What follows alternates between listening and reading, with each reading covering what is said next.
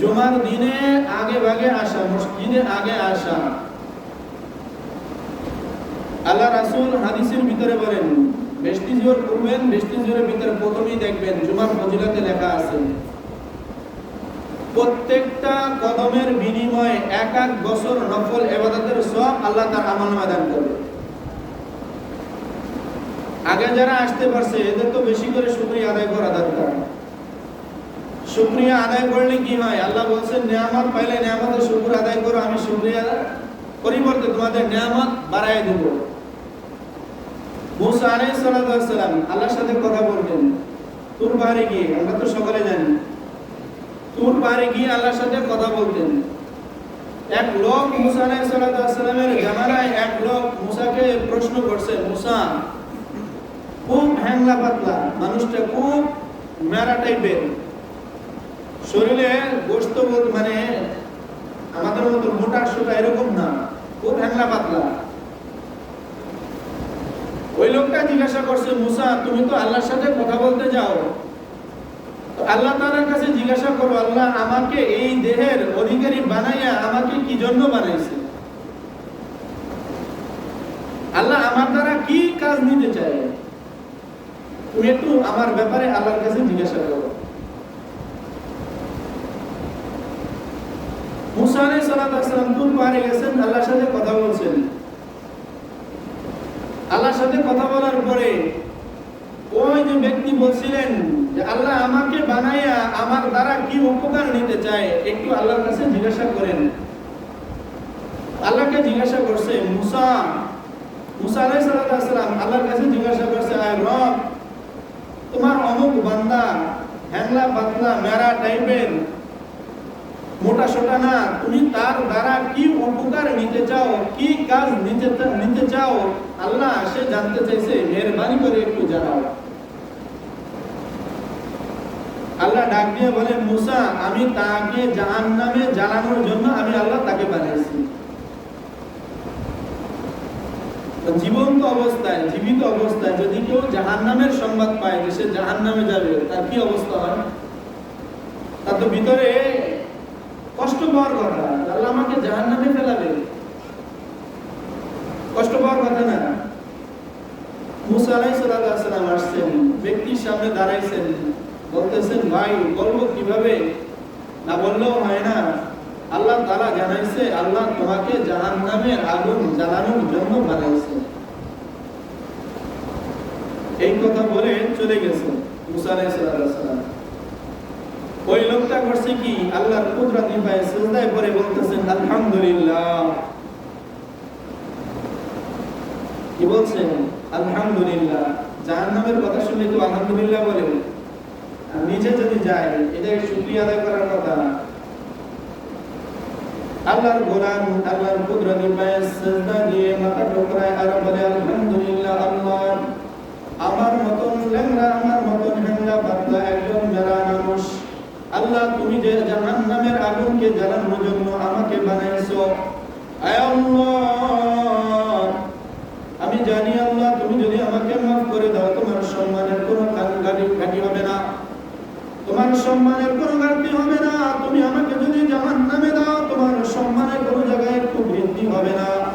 আয় আল্লাহ তুমি আমাকে জাহান্নামে আগুন জ্বালানোর জন্য তুমি আমাকে বানাইছো, আমার মতন হ্যাংলা পাতলা মানুষ আল্লাহ তুমি কি কাজ করবা? আল্লাহ তোমার কাছে চাই আমাকে আমার শরীরটাকে আরো বাড়ায়া দাও। আয় আল্লাহ আমাকে দিয়ে যেন পুরো জাহান্নামটা ভরে যায়, তোমার আর কোনো বান্দা যেন জাহান্নামে না যায়, আমি একাই যেন জাহান্নামে যাই। আল্লাহ তোমার আর কোনো বান্দা যেন জাহান্নামে না যায়। আল্লাহ এই জন্য তুমি আমার শরীরটাকে বাড়ায়া দাও, তোমার শুকরিয়া আদায় করি আলহামদুলিল্লাহ। আল্লাহ তাআলা গায়বে ভাবে আওয়াজ পাঠাইছে, যাও বান্দা তোমাকে maaf করে দিলাম, জান্নাতি করে দিলাম। মুসা আলাইহিস সালাম এবার যাইতেছেন। এবার দেখেন মানুষটা খুব হাসি খুশি বলে, মুসা তুমি তো আমাকে শুনাইছিলে আমি তো জাহান্নামী, আল্লাহ তাআলা তো আবার গায়বী ভাবে বলছে আমি জান্নাতি। ও মুসা তাহলে কারটা ঠিক কারটা বিশ্বাস করব? মুসা আলাইহিস সালাম তোর পাহাড়ে চলে গেছে, আল্লাহ তুমি একটু আগেই বলছিলা তুমি এই ব্যক্তি জাহান্নামী, আবার এখন বলতেছো জান্নাতি, তাহলে কোনটা ঠিক কোনটা বেঠিক? আল্লাহ ডাক দিয়ে বলে, মুসা, আমি সকালবেলা যে কথা বলছিলাম সেই লোকটা জাহান্নামী, এটাও ঠিক, আবার একটু পরে যে বলছি না এই লোকটা জান্নাতি, এটাও ঠিক। আল্লাহ তাহলে কোনটা মানবো কোনটা ছাড়বো? আল্লাহ ডাক দিয়ে বলে, যখন প্রথমে তাকে জাহান্নামী ঘোষণা করছি ওই ব্যক্তি আমার কুদরতি পায়ে সিজদায় পড়ে গেছে, আমার শুকরিয়া আদায় করছে, আমার রহমতের কোলে জোশ হয়ে গেছে, আমি আল্লাহ দেরি করি নাই, তার গুনাহ মাফ করে দিয়ে তাকে জাহান্নাম থেকে মুক্ত করে জান্নাতবাসী করে দিয়েছি। لئن شكرتم لأزيدنكم ولئن كفرتم إن عذابي لشديد। যদি আমার নিয়ামত পাও নিয়ামতের শুকর আদায় করো, যদি আমার নিয়ামত পাও অস্বীকার করো, তাহলে তোমাদের উপরে কঠিন আযাবের ব্যবস্থা আমি আল্লাহ করে দিয়েছি। শুকর আদায় করা দরকার। যে অবস্থায় জ্বর আসছে এর থেকে বড় জিনিস দিতে পারতো আল্লাহ, আল্লাহর কাছে শুকরিয়া আদায় করে, আল্লাহ তুমি আমাকে এর ভিতরে সীমাবদ্ধ রাখছো, এর থেকেও তো বড় জিনিস দিতে পারতা। কখনো হতাশ না হওয়া, আল্লাহ আমাকেই দেখলো আমাকেই দিল আর কোনো মানুষ দেখলো না, এই কথা যেন বের না হয় মুখ থেকে। এটা নাশুকরিয়া হবে। মানুষকে আল্লাহ কষ্ট দেয় মানুষের গুনাহ মাফ করার জন্য। আল্লাহ আমাদেরকে বেশি ভালোবাসেন। জ্বর হোক, ঠান্ডা হোক, ব্যথা হোক, এমনকি রাসূল বলেন রাস্তা দিয়ে চলাফেরা করতেছে একটু মুসটকে পড়ে গেছে, আল্লাহ এর ওসিলা করে তার গুনাহকে মাফ করতে থাকে। কষ্ট না পাওয়া, শুকরিয়া আদায় করা, বেচেন না হওয়া, হতাশ না হওয়া যে আল্লাহ আমাকেই দেখলো আমাকেই দিল আর কেউ কি দেখলো না।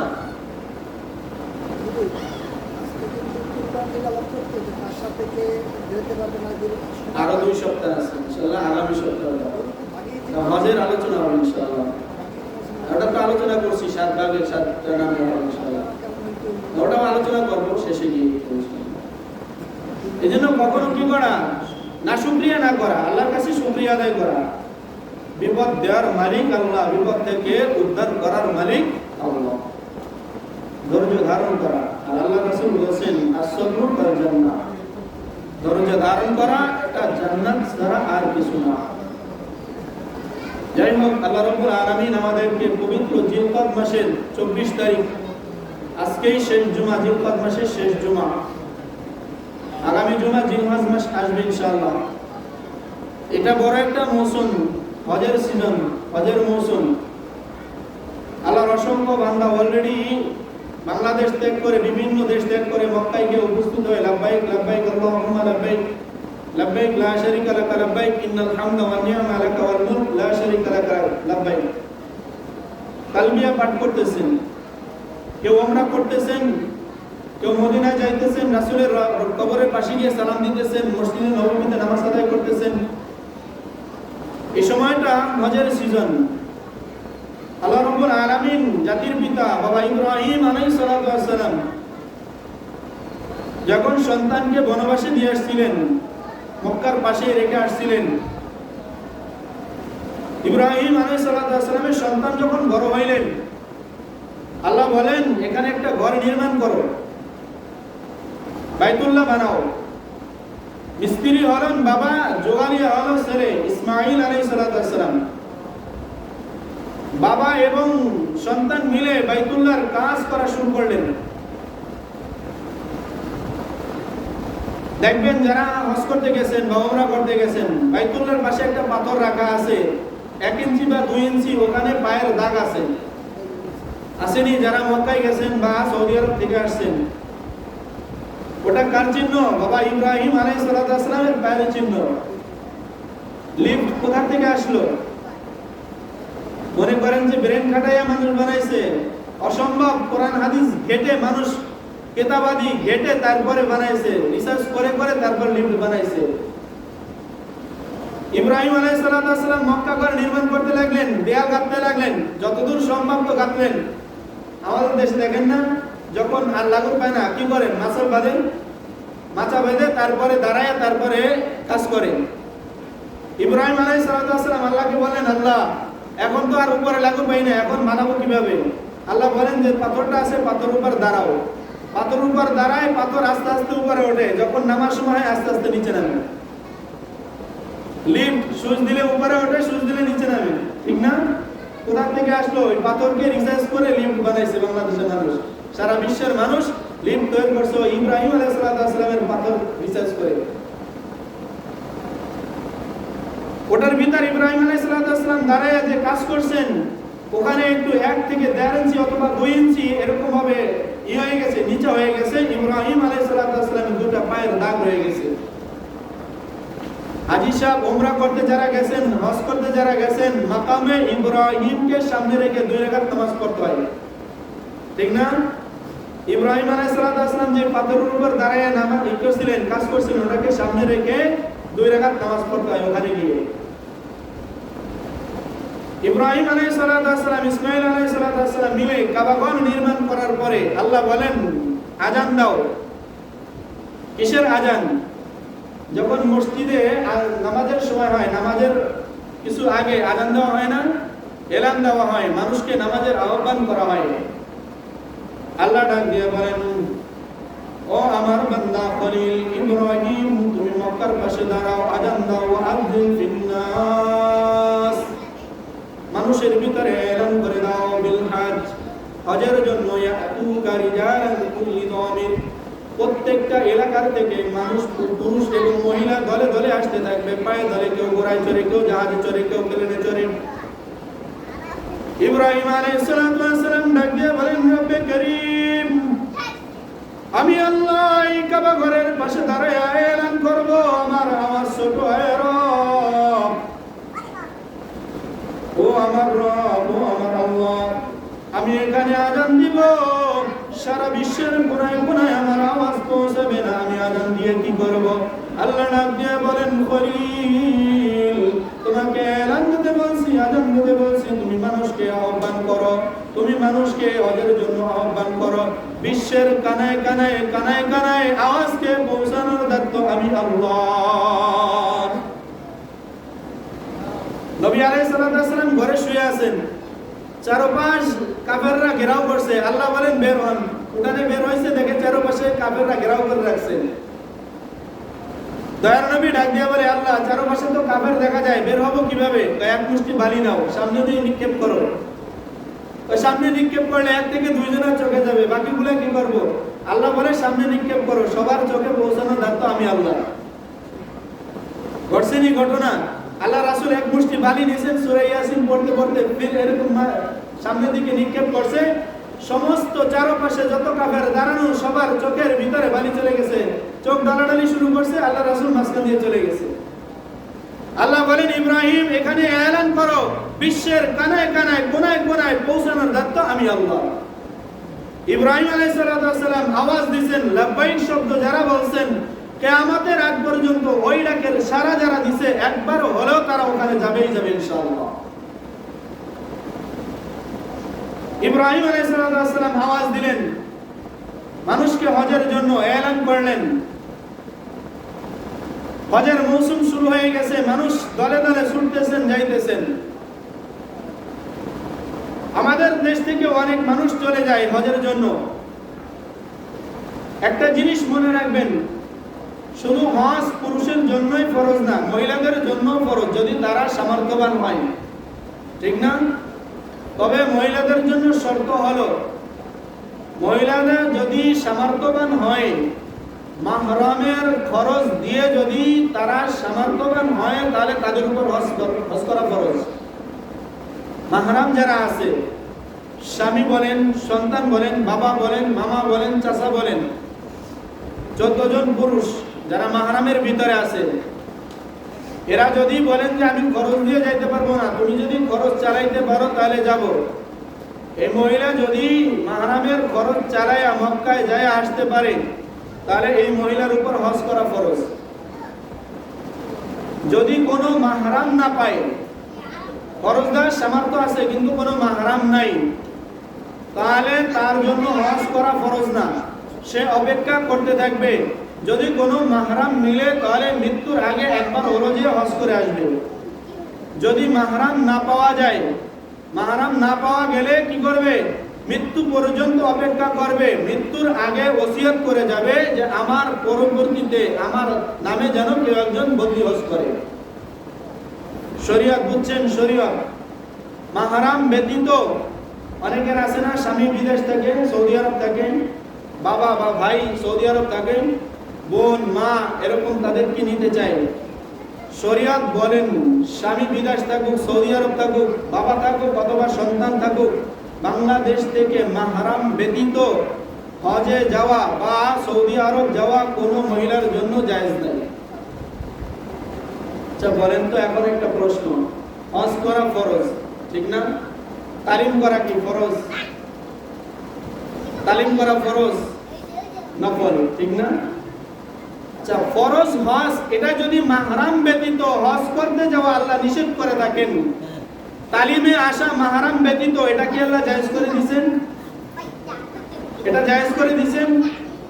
পর্দা ব্যতীত আল্লাহ রাসূল বলেন যারা হজ করতে আসবে মাহরাম নিয়েও আসবে। মক্কায় যাওয়ার পরে দেখবেন হজ করার সময় মহিলারা যারা হজ করতে যায় মুখ উদলা করে এরপর হজ করে, ঠিক না? দেখা যায় না ভিডিও? এক ফরজ আদায় করে আর এক ফরজ তরক করে। শরীয়ত কি একথা বলছে? আয়েশা রাদিয়াল্লাহু তাআলা আনহা বলেন আমি নবীজির সাথে হজ করছি, আমি আমার নিকাবটাকে ইহরাম বাঁধার পরে একটা বোরকা পরছি, আমার মুখোশ পরছি, মাথায় একটা ক্যাপ পরছি, 1 থেকে 1.5 ইঞ্চি লম্বা তার মুখের ক্যাপের সামনে, ক্যাপটা সামনে থাকে, ওটার উপর দিয়ে নিকাব ফেলাই দিছি যাতে চেহারার সাথে না মিলে। যখন কোনো মানুষ না পাইছি উঠে দিছি, যখন মানুষ দেখছি যে দেখা যায় তখন ফেলাই দিছি, আমার চেহারা যেন কেউ না দেখতে পারে। হজ মহিলারা হজ করে পর্দাকে পর্দা মনে করে না, ওখানে যে মনে করে যে কাবা করে আসছি ওইখানে পর্দা কে দরকার? হজ তো আদায় হবে, তাহলে পর্দার যে বেগুনা, পর্দা করা যে ফরজ এটা যে তরক করে এর গুনাহ কে নিবে? এজন্য আমাদের মা বোন যারা হজে যাবে, মাহরাম যারা সাথে যাবেন তাদের এই ব্যবস্থাটা করে দিবেন যেন তাদের চেহারাটা কোনো পরপুরুষে না দেখে। এটা ফরজ, ফরজে আইন। আর আমাদের মা বোন যারা তালিম করে মাশাআল্লাহ, আমার নিজের চোখে দেখা, তালিম করতে গিয়ে মাঠের ভিতরে মুখোশ উঠাইয়া বাদাম খায়, বাদাম খায়। এটা কোন তালিম? ফরজ না, ওয়াজিব না, সুন্নাত না, নফলের ভিতরে, তাও নফল পড়লে সওয়াব, না পড়লে গুনাহ। এটা কোন শরীয়তে পাইছে? মহিলারা দলে দলে এখান থেকে সেখান থেকে মাহরাম ব্যতীত আসবে, এটা জায়েজ আছে শরীয়তে? আল্লাহ রাসূল বলেন ফরজ ব্যতীত কোন নফল ইবাদতের জন্য স্বামী যদি বাধা দেয় স্ত্রীকে, ওইটা তার নির্দেশ পালন করা তার জন্য ওয়াজিব।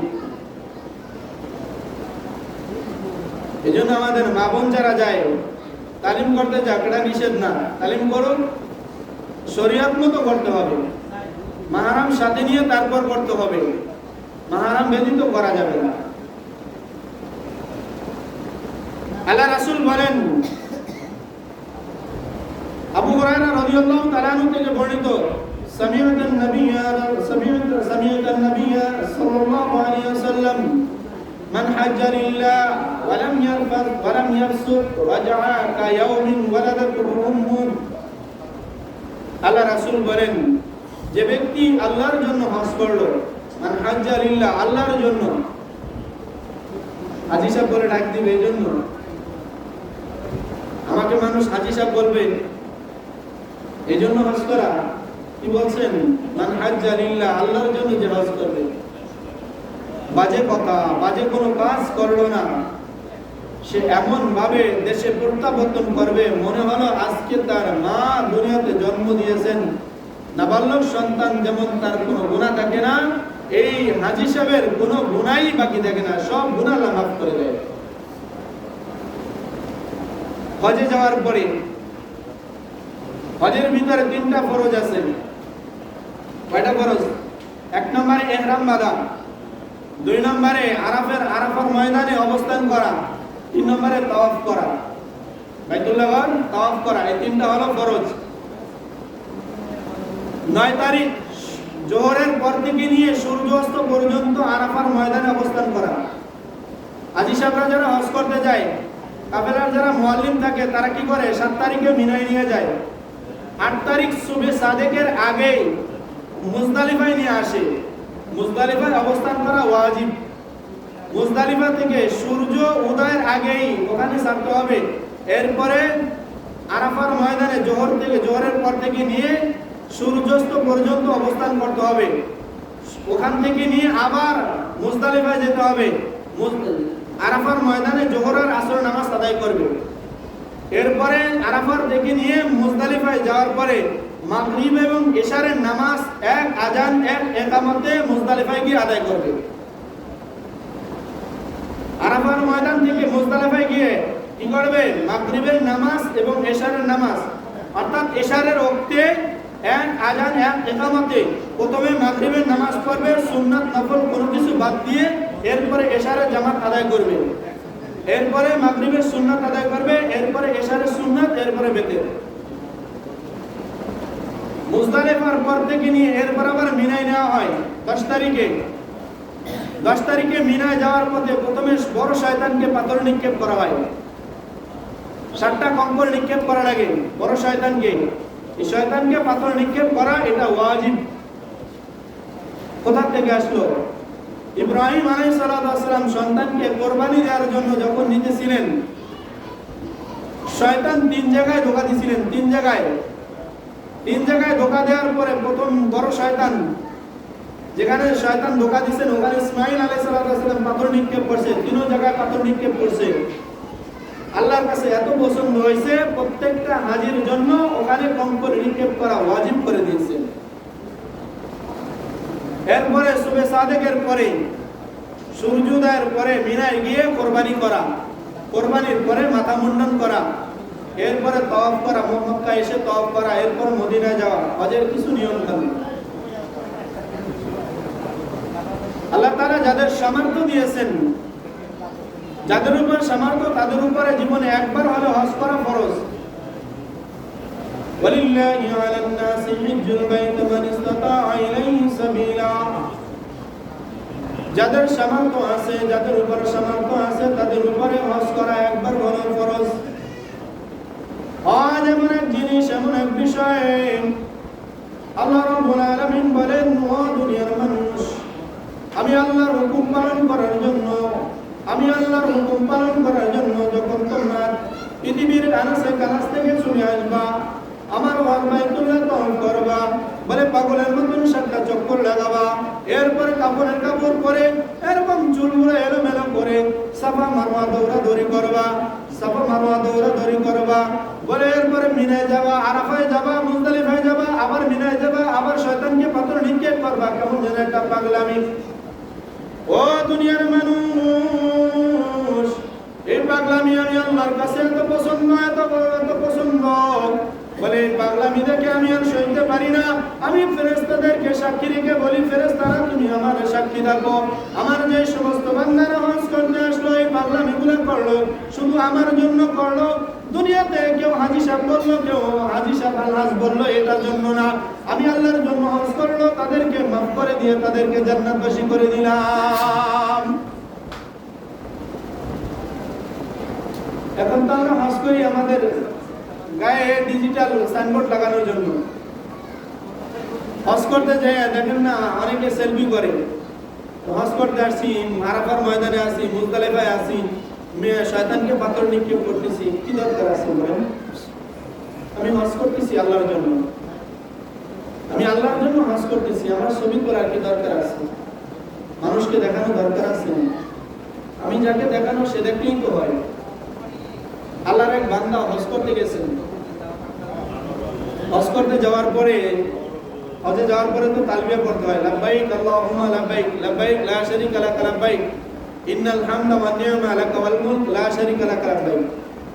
তালবিয়া পড়তে হয় না? এই আল্লাহর বান্দা তালবিয়া পড়ে, যতবার পড়ে ততবার উপর থেকে আসে লা লাব্বাইক। এই হাজী সাহেব যতবার বলে লাব্বাইক, উপর থেকে আওয়াজ আসে লা লাব্বাইক, তোমার লাব্বাইক কবুল না। এক লোক এই আওয়াজটা শুনছে, শোনার পরে ওই ব্যক্তিকে ডাক দিছে, ভাই তুমি তো হজে আসছো, আমি খেয়াল করলাম তুমি যতবার লাব্বাইক শব্দটা বলো, তোমার প্রতি উত্তরে উপর থেকে আওয়াজ আসে লা লাব্বাইক, তোমার লাব্বাইক কবুল না। তাহলে টাকা পয়সা খরচ করে তোমার আসার কি দরকার ছিল? ভাই তুমি তো এই মাত্র একবার শুনলা, এবার নিয়ে আমি ৩৯ বার এই কাবা ঘরে আসছি। কতবার? ৩৯ বার। আমি এই ৩৯ বার যতবার লাব্বাইক বলছি ততবার এই লা লাব্বাইক শব্দটাই শুনছি। এবার আশ্চর্য হয়ে বলতেছেন, তাহলে তোমার হজ করার কি দরকার? এই হাজী সাহেব বুক ভরা আবেগ নিয়ে উপরের দিকে তাকায় একটা নিঃশ্বাস ফেলায় ডাক দিছে, ভাই আমি গোলাম, তিনি আমার মালিক। আমার কাজ হাজিরা দেওয়া, কবুল করার মালিক, না করার মালিক ওই আল্লাহ।